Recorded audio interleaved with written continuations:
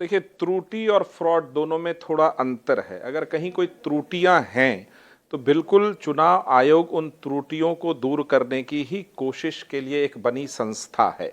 लेकिन जिस तरह राहुल गांधी जी ने लगातार चुनाव आयोग पर दोषारोपण मढ़े हैं कि वो इलेक्शन में वोटों की चोरी करके भारतीय जनता पार्टी और उसके सहयोगी दलों को जिता रहा है, ये इस बात का प्रमाण है कि राहुल गांधी जी लगातार जो चुनाव हारते जा रहे हैं, सत्ता से बेदखल किए जा रहे हैं, ये उनकी हताशा है।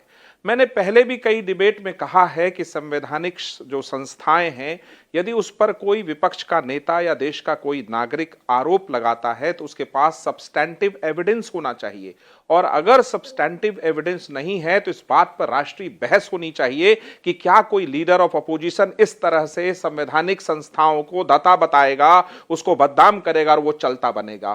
क्योंकि देश में भ्रम की स्थिति है। मैं तो मानता हूं कि भारत की सरकार ने, तमाम पार्टियों ने और इलेक्शन कमीशन ने यह भी बताया है राहुल गांधी जी कि राहुल गांधी जी, आपके पास जो भी सबूत हैं आप आए हमारे दफ्तर, हमारे सामने प्रस्तुत करें।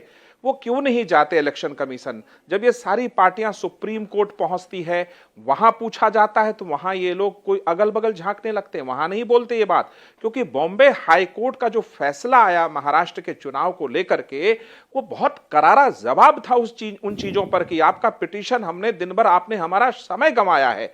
तो इस बात पर अब राष्ट्रीय बहस जरूरी है कि क्या इस देश का कोई भी व्यक्ति संविधान की संस्थाओं को बिना सब्सटैंटिव एविडेंस लगाए रखे उस पर कोई तोहमत लगाएगा तो उस व्यक्ति को अब सजा होनी चाहिए। इस पर सभी राजनीतिक दलों को बहस करने की जरूरत है, क्योंकि राहुल गांधी और उनकी तमाम पार्टियां अपनी हार को छिपाने का सिर्फ एक कारण ढूंढ रही हैं, चुनाव आयोग।